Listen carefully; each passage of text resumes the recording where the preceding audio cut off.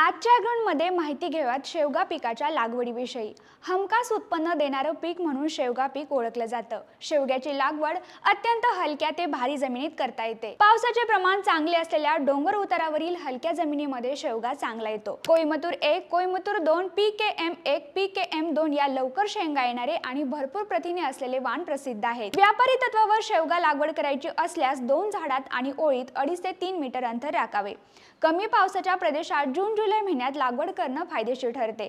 शेवगा लागवडीनंतर आंतरमशागत, प्रमाणित खतांचा वापर, झाडाची योग्य छाटणी या बाबींची योग्य काळजी घेणं आवश्यक आहे।